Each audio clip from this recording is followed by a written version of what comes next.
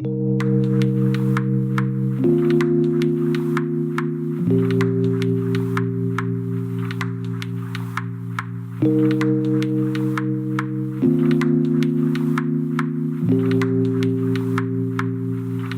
are some of the tools that I use whenever I'm squaring a base.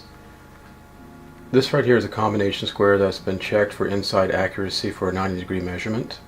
I use a digital caliper to check the shim thicknesses. I have some tin foil or aluminum foil from the kitchen with some sharp scissors, a putty knife to help me straighten out the aluminum foil. I've already pre-made me a few shims. Some are folded twice, some are folded 3 times, which give me varying thicknesses of 0.03 millimeters to 0.05 millimeters. You'll need your largest Allen wrench. I like a little sharp pencil to mark graphite marks on the black extrusion, and a very good flat surface to work on that's clean and ready to go.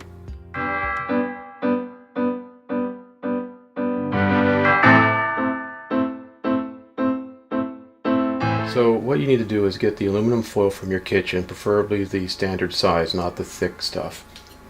And what I do is take a piece and get it ready to be flattened out. I put a piece of tape on the end of my putty knife because it was gouging, and due to those gouges I won't even be able to use this last section over here because it throws off the dimensions quite a lot. I was doing some 0.10 measurements and found out that every time it hit a place where I gouged it, it went to 0.2. So with this little piece ready to go here, all I do is, if I want to make, let's say I want to make a 3-fold shim, I put this shim right here against my extrusion, give me a little crease line, and then I fold it over. If you're really patient, you can actually iron out each one that you do, and you'll know you're doing good because it'll want to curl up. Alright, and then I'm going to do another one. Put that on here. Try not to overlap any of the inside sections because you'll throw off your thickness. Now this is actually okay, there's nothing actually holding on top of the other. So right now I have 3 thicknesses here, which would give me about a 0.05 millimeters. I'm going to go ahead and go for one more fold. It's better to use this. And this will be my last one I'm going to do today on this, because I've already pre-made a bunch of shims. And iron it out with this. Take your sharp scissors, trim along the excess area that you don't need, and there you have a nice shim. Now what I also do is I take my calipers, if I'm not sure of the thickness of it, and then I'll stick it in here and do a measure. So right there we have a 0.07, and just to make my life easier, I tend to write these little things on the actual shim so that I know what it took to get there. That was 4 times folded. So now I have a nice 0.07 with 4 folds, and I'm just going to put it down here in my pile with all the rest of them. Okay, that's how you make a shim.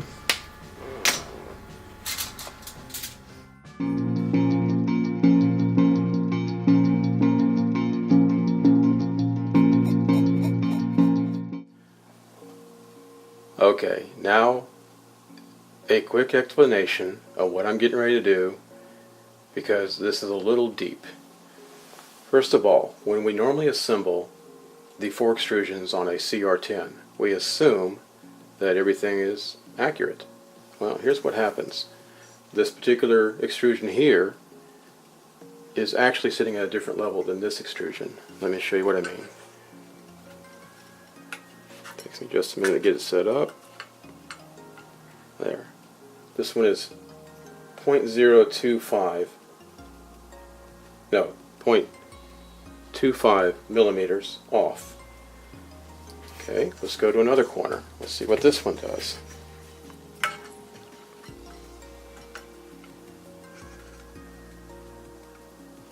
Well, let's see, 0.0,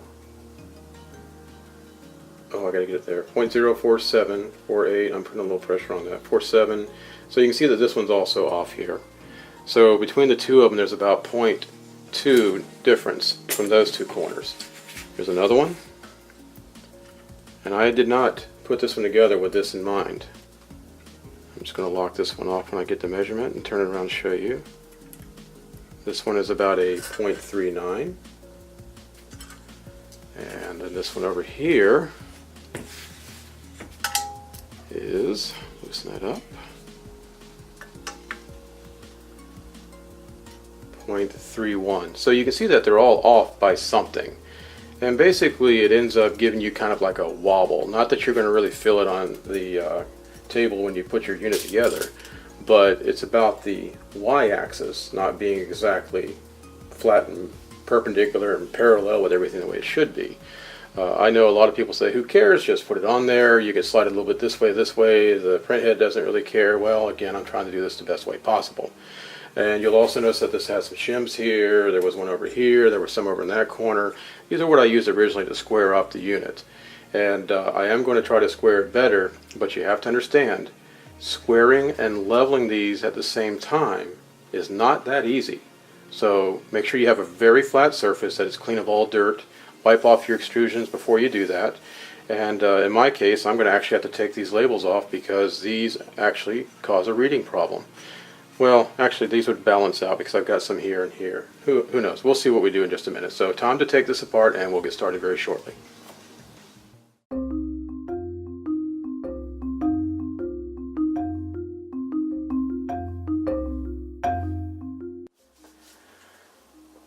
Okay, so here we go. Now I don't expect everybody to go out and buy a VFS, very flat stone. This one is about a 0.005 inches, 10 thousandths inches grade. It's a very nice quality. This one was damaged in shipping, so I got a discount. You can see a little chip here and a big chunk here gone, but I have that. But I don't really need it, it's just more looks than anything.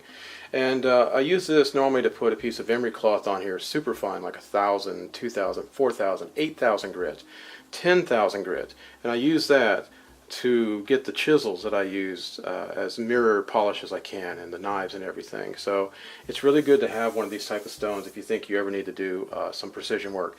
Now, just the feeler gauge I brought out had oil on it, and look what it did right there. It absorbed right into the rock. Didn't affect it, of course, but it's a little darker than I would want it to be. Now, understand this. When you work at a machining place or a metal factory, when you get extrusions, your extrusions aren't short pieces, okay? They could be 7 meters long or 20, 21 feet long, 24 feet long. And when these guys are picking up these extrusions, they are bowing like crazy. And often there's that one section that took most of the weight and bowed a lot. And what seems like in a short piece to be perfectly flat, it's really not. So I'm just checking mine, and again, you can do this on any kind of flat surface. I'm using my little feeler gauge and just tapping it. This is a 0.0, let's see if we can get that in there. Ooh, there we go, shaky, shaky, 0.05 millimeters. I could go finer, but really this is good enough for me. That side looks pretty straight, and let's try this one. Well, let's see right there, it's a little, wants to go in there? Just a little bit. Look at that, it can go in there with no problem. I'm under it right now. This is not, so this one actually bowed, this one bowed like this. Okay, it's thicker, or I should say more gap here to the base than it is on the edges. Now, because we're doing it this way, it really shouldn't affect me too much, but I just want to make sure that I know this in my mind, so I'll keep that in mind when I assemble this one. Let me try this one this way. I've already done one measurement. Now, I'm not going to sit here and prolong this agony with you. I'm just going to check them and speed up the video.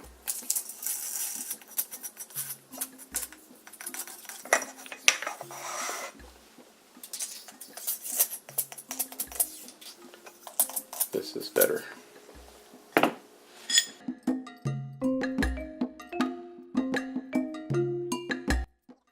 Now, for those of you that don't have this kind of block, if you have a good straight edge, you can use that. And in this case, I bring out my trusty triangle. And I can verify that it's nice and flat, no gaps. And I can put this on here and do some eyeballing with some bright light behind it to see if I can see any wobble or anything. I can't wobble it on here, that's a good sign. Same thing here, if I push on each end, it doesn't want to wobble on the metal, so that's good. So these pieces feel pretty good. Now, this is, because I don't want to damage my table, I want to use this as my assembly piece. And what I'm going to do to start with is I'm going to take the, here we'll do the right base, which would be this side, and we'll put it together with the front part here. So you can see that everything's labeled, and you can see where I've kind of damaged it just from using it and everything, but we'll try this here, and let's see what we can get going. Oh man, this stone is heavy. There we go. I'm trying to get where you can see it better. Okay, so the thing is about this is the way the assembly is going to go, but in reality we're doing it this way because we want to make sure that the top is flush with the top of that one. I'm not removing these little feet, that's how they came. Oh, I guess I may have to. Look at that. Those feet, I know you can't see this very well with all the black. The feet will not allow me to push this together. See that? So that right there could have been one of the biggest parts when they were assembling it at the factory, that they had already messed up that part. So now I've got to loosen this up and bring it back, because right now it's not doing me any good. It's doing more harm than anything.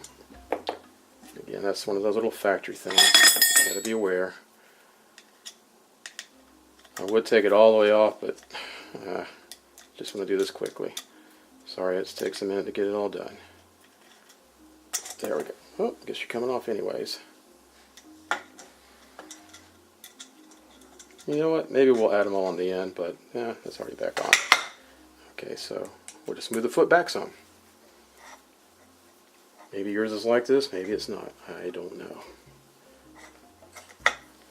I'm not so worried about the feet being level. I'm more worried about the extrusions being level to each other. I can adjust the feet later. That's the easy part. There we go. Slide it back some, get it out of the way so it doesn't do it again. And once I get this one corner done, I will do the rest of them, but I'll do it in a fast video.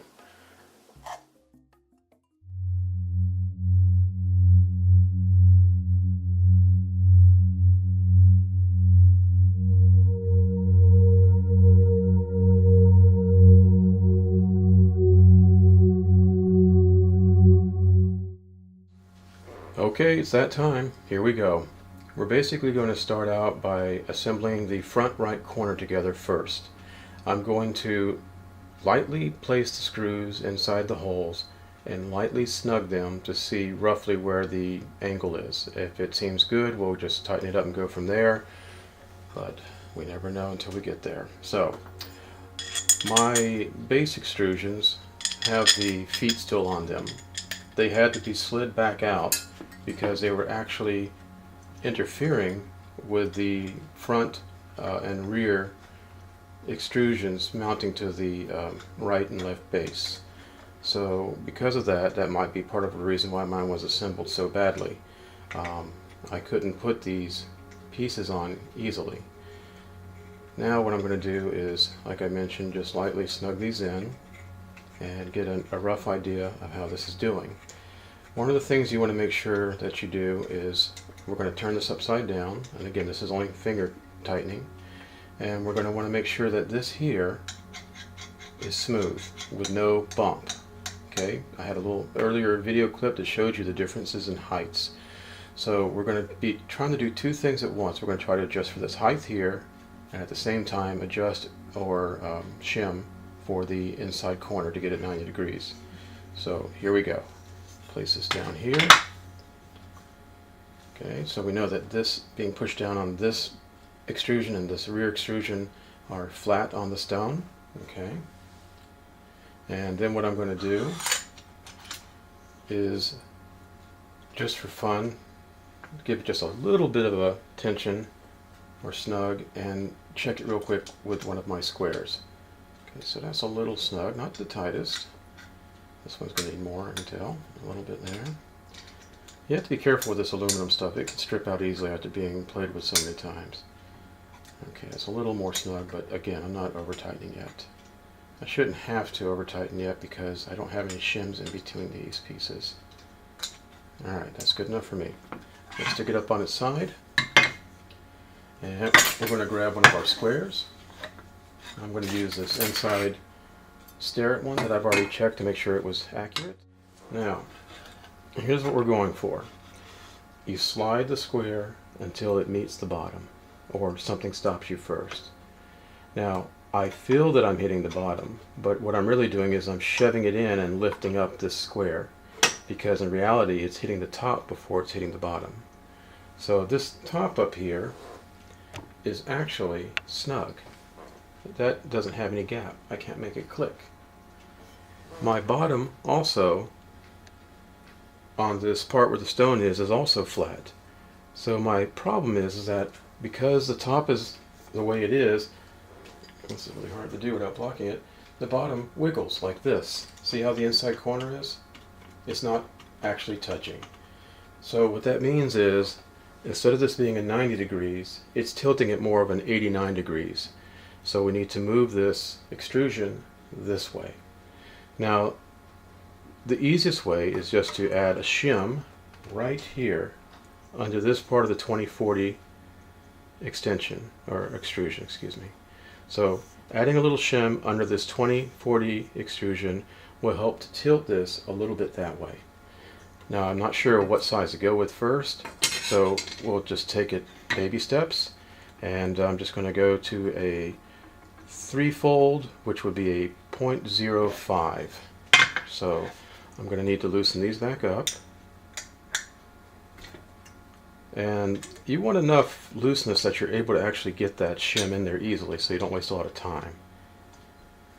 Now, as you start assembling this and the pieces all start joining together, it gets harder to insert a shim because you've got everything tight.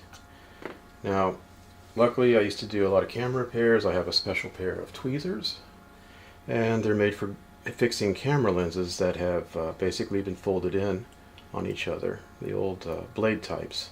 Cameras that use film used to have 7 or 8 of these little blades that used to go up and down to open the camera quickly. Now, because this is loose, I should be able to stick the shim in fairly easy. Flatten it out a little bit, and we're just going to shove that under there. Now, one of the things we want to do is make sure, here we go, let's get so you can see better. We want to make sure that the top part that's going to be, I'm going to actually flip this over because I should really use the end that's been rounded over. It just makes it a little bit easier for insertion. Now, we want to make sure that the top part of this view, watch this, I'm pinching these two together so I can rotate it and not have the shim drop out. I'm applying pressure. This beam here is being squeezed towards this one at an angle here. Make sure that you don't see your shim piece here. That way when you put it down on your flat surface, you won't have to account for the shim thickness. Okay, now I've got this one in, and now it's time to tighten this up. I do a little bit of each one until I get a little snug, and then I go to the next one. Kind of like what you do with a car tire. Otherwise you may end up getting something out of angle when you're doing this. It doesn't help it. Now I'm really snugging it tight this time. There we go. That's nice. Flip it back up on its side. And let's see what we get. Okay, flat on the bottom. Push it towards the top part.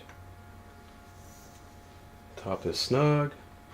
Bottom sounds good. Verify it over on this corner. Yep, that's good. Now I'm going to do a visual while trying to hold these two together just to see if I can see any light at this bottom corner coming through. Sorry, I have to raise it up kind of high because I got a window behind me. I don't see any light. That's very snug.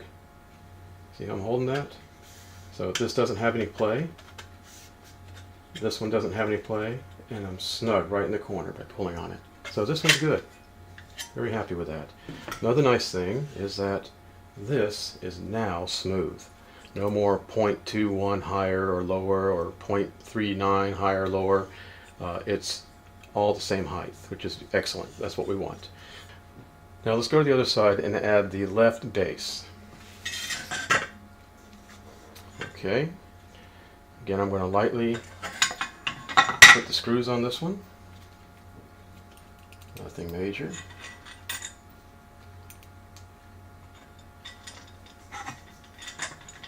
And the interesting thing about this is that we're actually going to get to a point to where you're going to see how the machining was done badly originally on the screw holes that they made. And it's going to give me about a 1 to 2 millimeter gap at one of these little extrusions where the corner meets. And I'm literally going to have to go in and elongate or make the holes oblong to shift the extrusion properly to get it to square. Otherwise it'll never square up. I've tried putting lots of pressure on it with a clamp. Another thing, just because I have these stickers here, they actually act like shims and they equal each other out whenever I push it down on this base. So I'm not worried about those. They're not affecting me one bit. Okay, and that's feeling pretty good. Let's go ahead and lightly snug it in.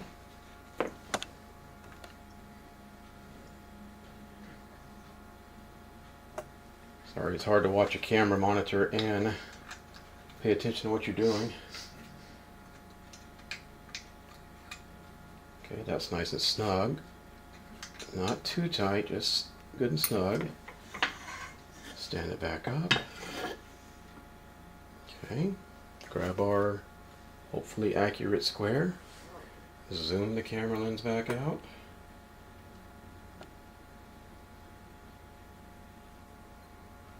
And let's see what we can get here. Alright, now it's done. Down at the base, I'll do the front one. Slide in. Now, I already touched the top first. I already felt that. The bottom's touching. The corner here is the easy part that moves. This here, again, needs to have a similar shim done. And it will be done on the inside to take this tilt this way. Okay? Now, if there would have been a gap at the top of this, I would have to do the opposite. But for now, we're just going to go ahead and take care of this one. Luckily, I don't have to do the other problem yet. Same thing. Loosen up the screws, get your shim ready. I can't say for sure that I'm going to use the same size. I mean, there's no way to predict what they are. I used to do a thing where if I saw that the gap was so large, I would do half of what I expected the gap was with a shim. But that's also based on the length of your problem or your extrusion. So I'm going to go ahead and flatten this one back out a little bit. Make sure it feels nice and smooth. Inserting this 0.5 shim.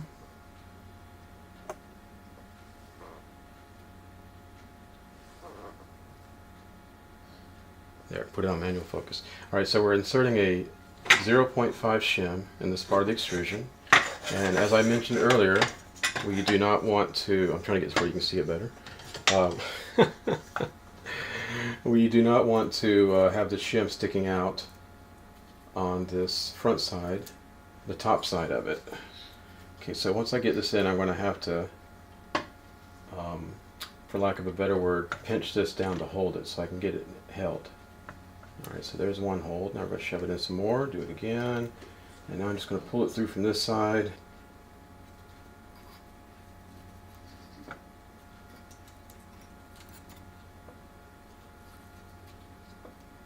Okay, that's looking pretty good. Just a little bit more. Make sure it's hidden.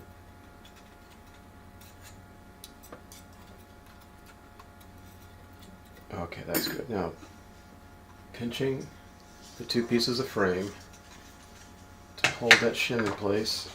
Bring it back down. Make sure it feels nice and flat. And then we'll tighten up the screws. Look at that shim. I got a lot of motion here too. This could be useful later on for helping me to adjust the other extrusions. So remember, if you've got an extrusion that has a lot of left and right motion.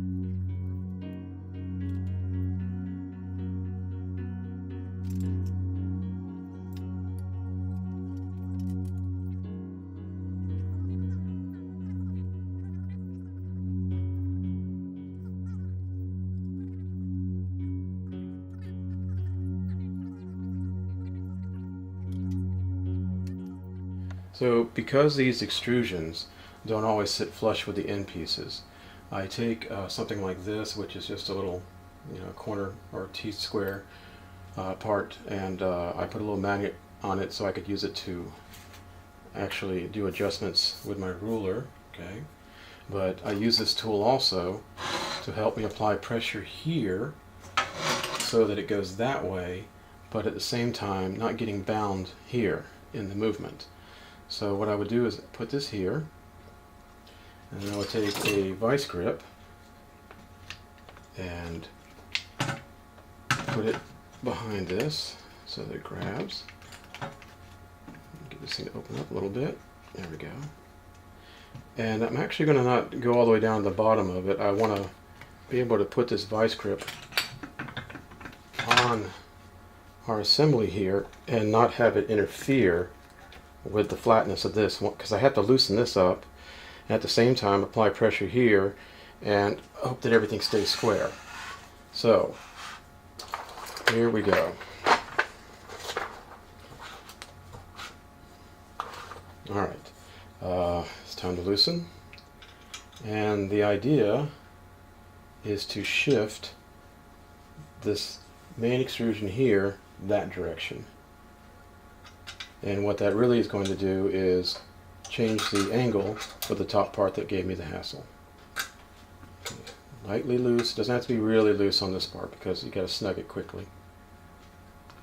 Lightly loose. And we're going to use the strength of the grip to help me move everything. Yeah, that was it right there. I probably almost went too much. Alright, so now we're going to snug it back down.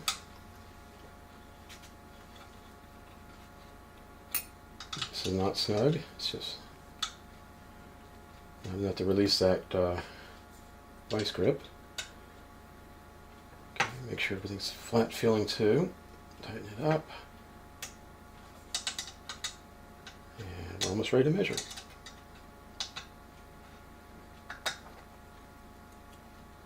One more turn, or partial turn. There we go. Okay, release the grip. Move the custom tool. Feels flat, no wobble. See, it doesn't want to wobble. And let's measure. Where did she go? Okay, bottom part first. Bottom's feeling good.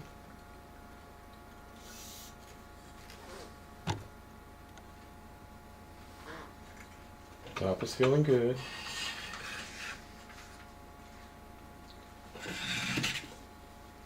And to be honest with you now, I've overdone it. See, it's nice here, right to the corner, but this is now off this a little bit. So I'm going to gently loosen the screws and see if just natural tension might let it kind of fall into a natural spot. I'm going to also need to hold this flat when I release that last screw. Now what you can do is take a pencil and make a line on your extrusion. I had some old ones here. I'll just do it right here. and it'll give me an idea how much I'm letting this slip back, so I can kind of put the brakes on when I need to, hopefully. So gently. Of course, my finger's going to get in the way of me seeing it,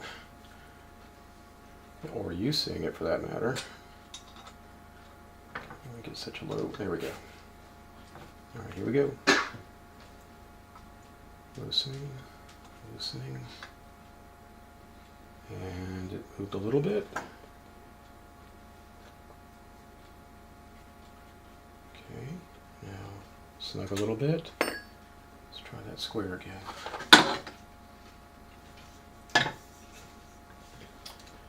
There's my mark right there. Okay. Snug at the top, corner snug, base is almost there. So just a slight tap.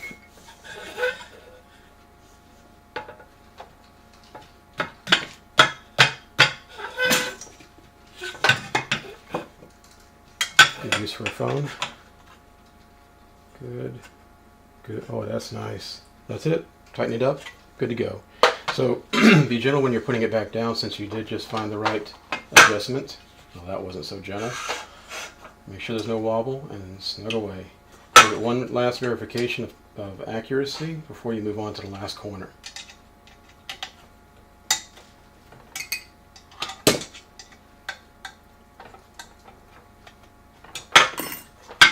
Okay, so let's go back and recap on a few of these.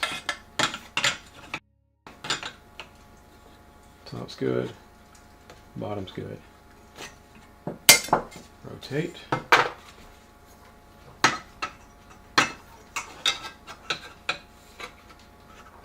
Bottom's good, no corner movement, top's good.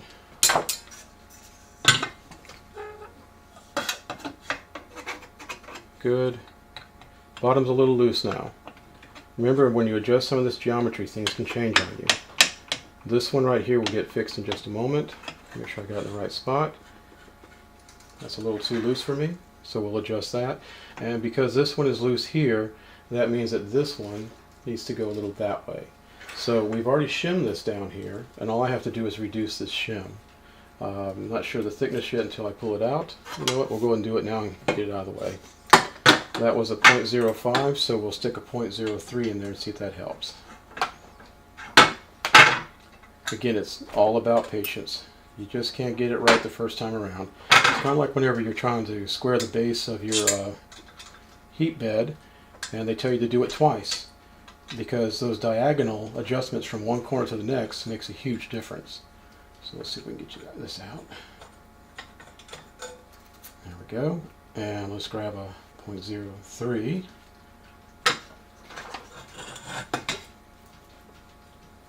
Okay. Are you going to let me slip in easily? There we go. And I need to adjust the length of it sticking out on this side. Nice, that's good. Perfect. Now I'm going to, not square, it's kind of hard to keep tension on, but got to try to find a way to flip this whole tension a little bit and tighten it up. Phew, that was fun. Now before I actually snug this one in, I'm going to give this one a little bit of a press with the square.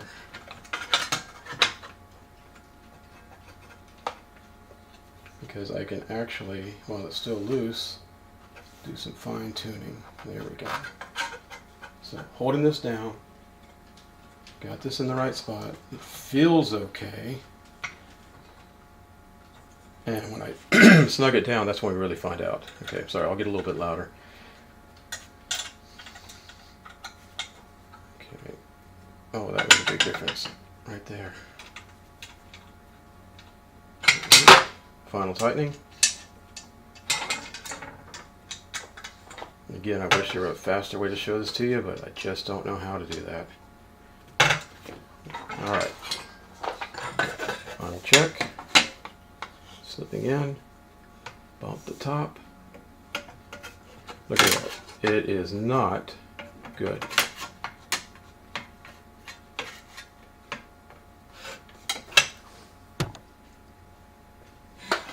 So what would you do in this case? How would you adjust for this? Try it again. Alright, watch. So if it's doing this, does this mean that the base needs to go that way? Or does the base need to go that way? Or do we want to tilt this way to the left or to the right? What do you think? Well, the best thing to do is to try to move the base that way. Okay, so we'll do that first. Now normally I can do this really quickly. It's just that I'm trying to hold it and show it and explain it. It just takes longer when you have to do all this. Okay, bottom's a little wobbly. That means the top part up there needs to go out. Let me make sure that wasn't a perfect square. Actually, it's not a perfect square, and like it says, the top part needs to go out. So that makes sense. Okay. So, you know what that means. It's time to try to get... Oh, we have already done this one. See, we've got that mark there, but it needs to go more. And I gave that a big squeeze, so sadly it's time to break out the Dremel tool. Alright, I gotta loosen up this and elongate. I knew I was going to have to do this. And elongate the inside part of this 20 by 20 extrusion.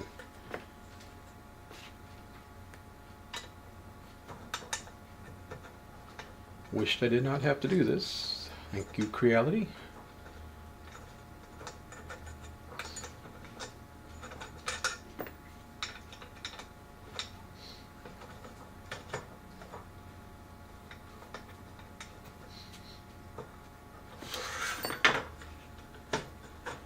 So what we're going to do is loosen this up, stick a Dremel in, kind of with a tip like this little diamond tip, but this isn't the one I'm using. The one I'm using is going to be actually about the diameter of the actual screw. This was in case I needed to accommodate the head of the screw and widen up the area here, because they've actually made a pillowed out area for that head of the screw. And I'm going to take the hole and elongate it that way so that I'm allowed to push this in more. Let's see, actually I want to pull it out. So since the holes are stationary here, I'm going to have to elongate these, I apologize, this way so that I can actually push it in some more. Okay, so here we go.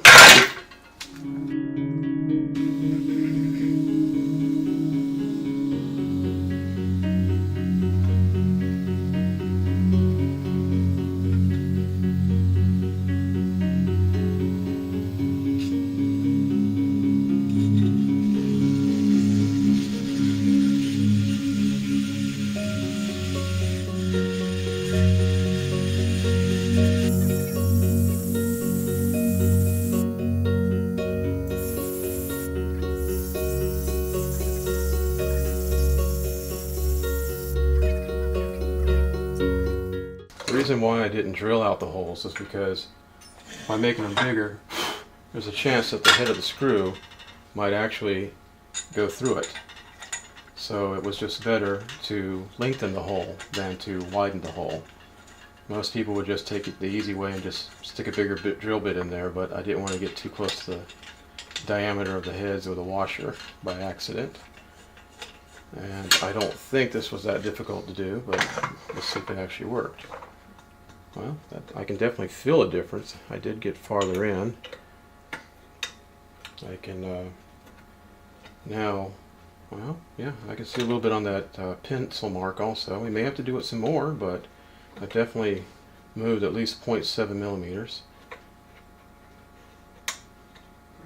Oh yeah, definitely. Okay, remember, make sure this is on the flat surface. There's no wobble. I like having the stone just because I can get the Allen head off the table. The Allen wrench. A little snug. Probably wouldn't have hurt to put the square in here, but let's see what we got. Okay, smooth. Yeah, it's getting better. That is a very, I mean, I can almost like barely tell there's a gap there. So at this point, what's happening is the head of the screw is not going any farther over because the actual original hollowed out part that they did to accommodate the Allen head is now getting in the way. So I have to widen this part. Same thing over here. You can see how much I've shifted it. It still needs to shift some more, but I can't because it keeps getting blocked from this bit of extrusion.